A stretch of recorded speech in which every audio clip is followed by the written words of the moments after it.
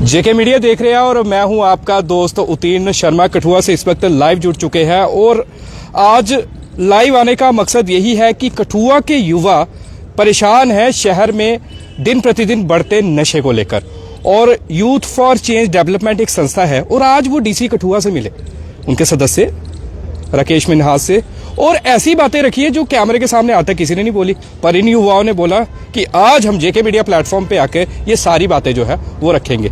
सबसे पहले राहुल देव है। राहुल देव, आज ऐसी क्या क्या बातें रख दी आपने नशे को लेकर डीसी कठुआ के सामने, जब आप अंदर भी कह रहे थे कि ऐसी कैमरे के सामने किसी ने नहीं रखी है?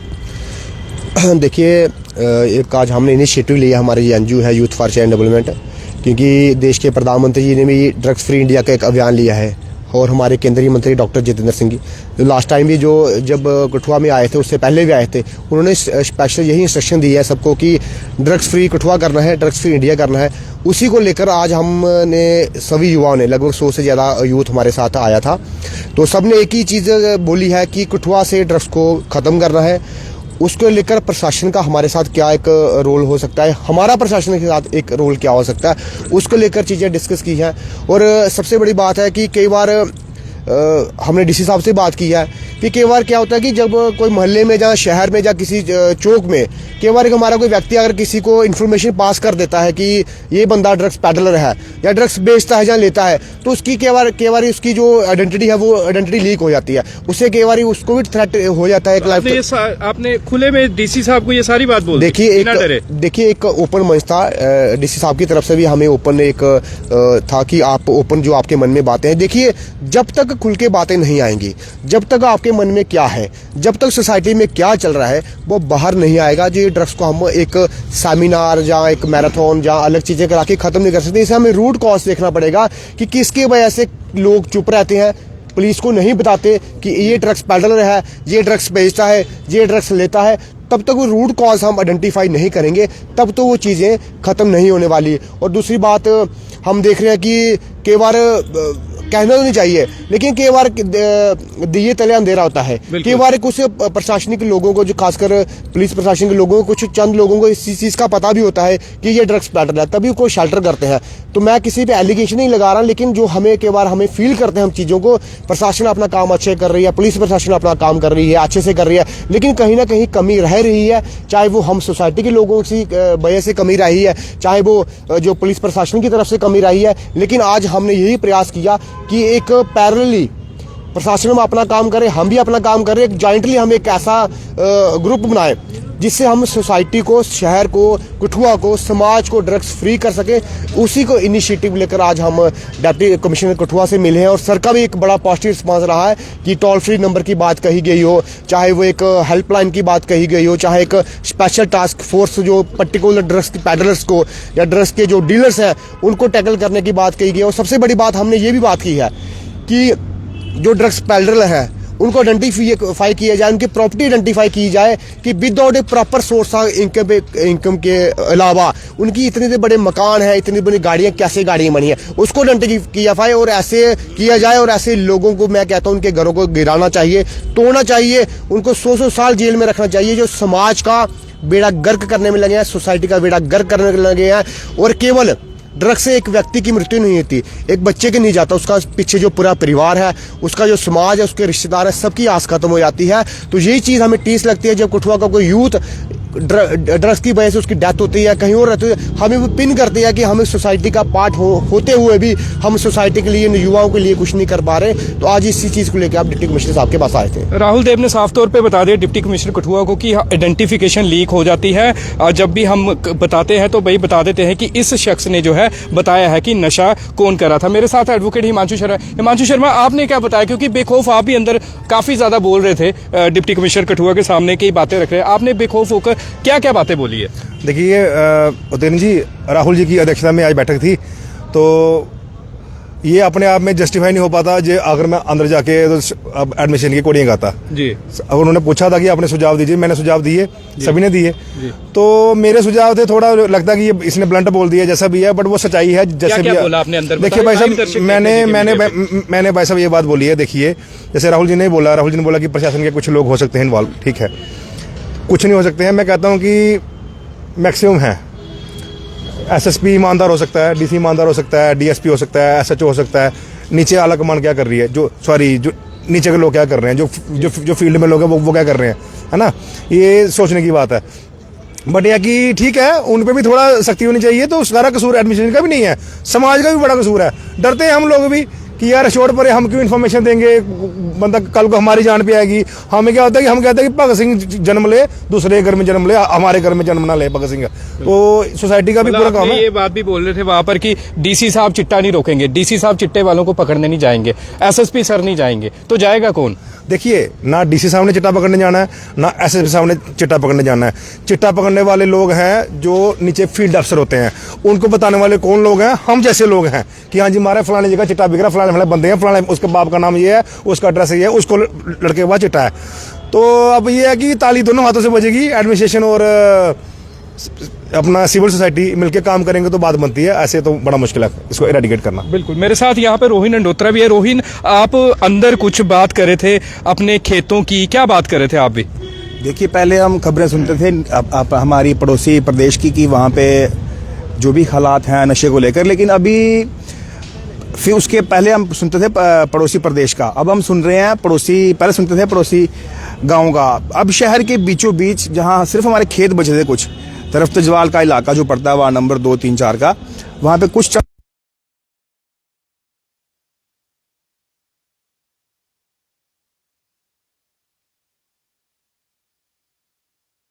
बेच कौन रहा है, क्या पुलिस को नहीं पता?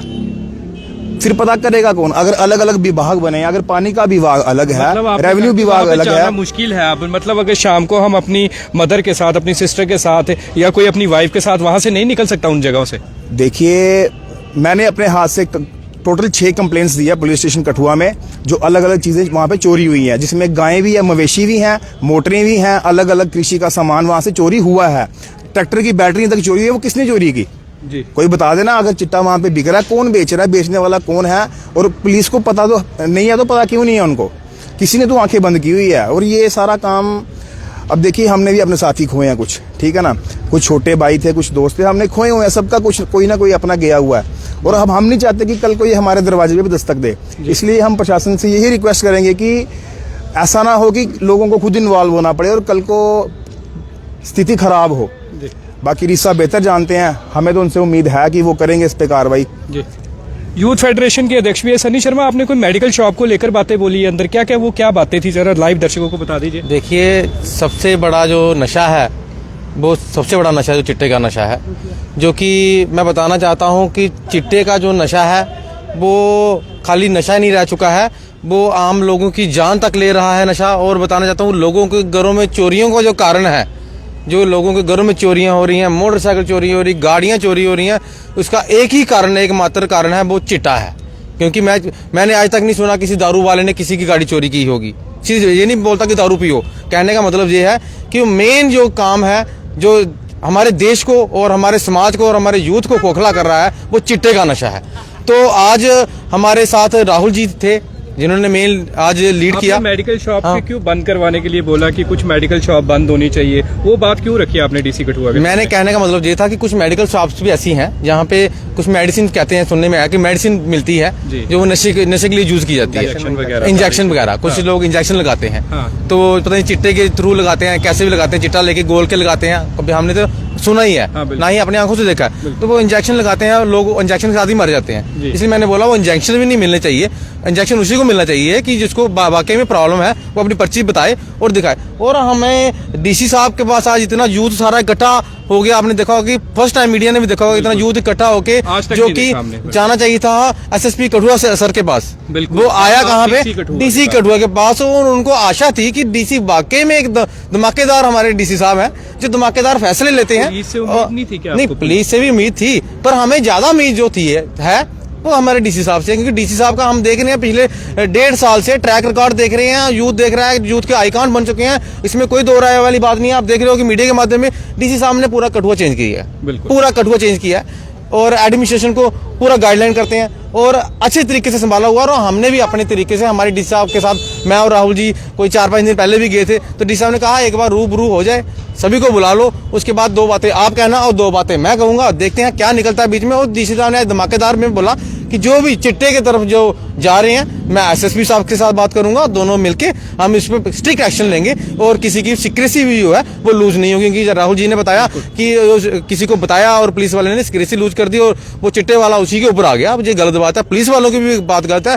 ये हम वार्निंग देते हैं मीडिया की, अगर आपको कोई बता रहा है, अगर हमारे यूथ में से किसी ने बताया, उसकी बात अगर बाहर आ गई तो एसएसपी साहब के घर के बाहर और उधर धरना प्रदर्शन हो जाएगा। क्योंकि जो चिट्टे वाले हैं, इनके पास खून सवार होता है 24 घंटे, खोने के लिए कुछ नहीं है। और हम जैसे लोग अगर इन्फॉर्मेशन आपको दे भी देंगे तो वो मैं ईंट उठा के मार देगा, पत्थर मार देगा, हमारी जान मार में आ जाएगी। हम आपको इन्फॉर्मेशन दे रहे हैं, हमारी इन्फॉर्मेशन लीक नहीं होनी चाहिए, सीधी सी बात है। हम एडमिनिस्ट्रेशन के साथ हैं, हम पुलिस अफसर के साथ हैं, ट्रैक रिकॉर्ड चेक कर लीजिए, पर इन्फॉर्मेशन जो हमारी है वो लीक नहीं होनी चाहिए, सीधी सी बात। आपने एक इलाके की बात की, कुलियां बटाला की, वहां पर आपने बोला कि फीमेल्स भी अब नशा बेच रही है, ये आपने बात रख दी डीसी साहब के सामने। ये पहले भी 2-3 बार ऐसा हुआ है कि उनको पकड़ा भी गया है, उनको हिरासत में भी लिया है।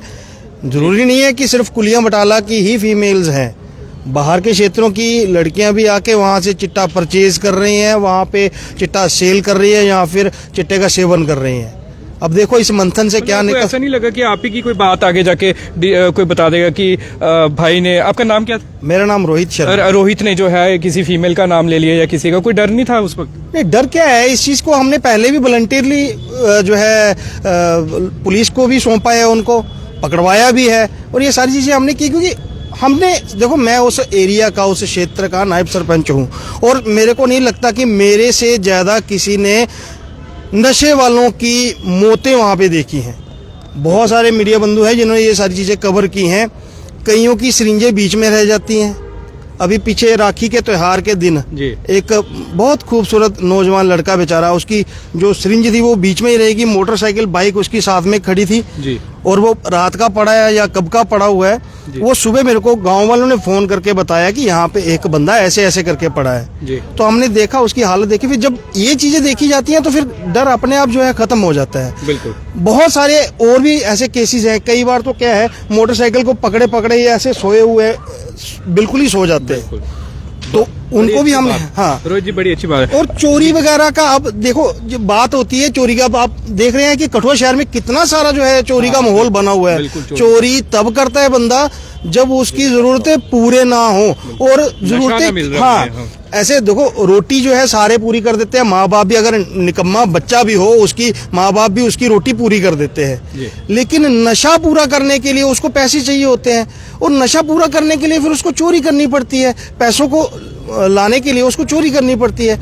इसके लिए फिर वो डकैती पे आता है, डकैती पे फिर वो मार पीट पे आता है, किसी की कान की बाली, किसी की चेन स्नैचिंग पे आता है। तो ऐसे ही तो माहौल खराब होता है। क्यों ना हम इसको आज ही जो है कंट्रोल करें ताकि ये फैल ना जाए, जैसे बाहरी इलाकों में होता है।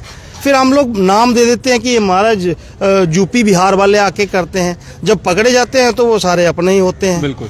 तो इस चीज़ों को थोड़ा सा कंट्रोल करना चाहिए, बाकी और कुछ नहीं है। अगर डीसी साहब ने इनिशिएटिव लिया है तो मेरे को लग रहा है कि जिस जोश से वो बोल रहे थे उस हिसाब से वो जरूर इसको फॉलो करेंगे और करके भी दिखाएंगे। बिल्कुल। तो जिस तरह राहुल देव के साथ काफ़ी युवा जो है वो आए थे और उनका यही कहना था कि, और सच में आज से पहले मीडिया के सामने इतनी बातें किसी ने रखी नहीं है, और आज डीसी सर के साथ काफ़ी लंबी मीटिंग चली, कोई 1-1.5 घंटे की मीटिंग चली इन सब की, और इन सब ने आज ठान लिया था कि शहर से नशा खत्म करना है और हमने ओपनली नाम लेने हैं नशा बेचने वालों के, नशा करने वालों के, और इन सब ने नाम भी लिए डीसी सर के सामने। और इनका ये कहना था कि एक तो हमारी आइडेंटिटी मत डिस्क्लोज कीजिए कि कौन कौन बता रहा है आपको। दूसरा ये इनका ये भी कहना था कि मेडिकल शॉप बंद होनी चाहिए, क्योंकि जो इंजेक्शन वगैरह बेचते हैं, जो नशीली पदार्थ बेचते हैं, नशीली दवाइयाँ बेचते हैं। तीसरा मेरे भाई ने, रोहित ने, ये बताया कि वहाँ पर फीमेल्स का भी इन्होंने जिक्र कर दिया कि कुलियाँ बटाला और भी कई एरियाज है, पार्लियामेंट का एरिया, यहाँ पर नशा बिकता है। फिर एक भाई ने बोलता है कि अब तो खेतों से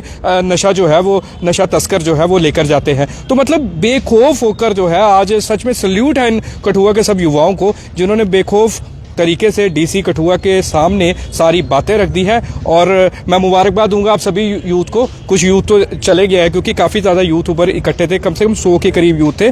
तो डीसी साहब से हम बात करेंगे थोड़ी देर बाद जाके, तो उनसे पूछेंगे कि उन्होंने क्या क्या इनकी बातों को किस तरह से लिया है और क्या क्या उनका कहना है। बहरहाल नशा एक सच में सबसे बड़ी बीमारी है, हमारे शहर में बड़ा ज़्यादा फैल गया है। कठुआ शहर की अगर बात करें तो आए दिन इसी के चलते जो है शहर में चोरियां हो रही है, कई वारदातें हो रही है, लूट की वारदातें हो रही है और इसे रोकना बड़ा ज़रूरी है। और इन युवाओं ने जो है वो जिम्मा ले लिया है कि अब हम शहर से नशा खत्म करके बताएंगे। तो कैसे लगे आपको इन युवाओं की जो इन्होंने अपने वहाँ पर अपनी प्रतिक्रिया दी है डीसी कठुआ के सामने, आप जरूर बताइएगा। और अगर आप भी इन युवाओं के साथ जुड़ना चाहते हैं तो आप इन युवाओं के साथ जुड़िए। राहुल देव है, एडवोकेट हिमांशु है, सनी शर्मा है, रोही नंडोत्रा है, फिरोज शर्मा है, मयंक है और भी कई युवा है, क्योंकि ये सारे सभी के नाम इसलिए याद है क्योंकि इनसे मैं उधर सुन रहा था नाम। तो बने रहिए जेके मीडिया के साथ। मैं आपका दोस्त उतीन शर्मा कठुआ से। जय हिंद, जय भारत।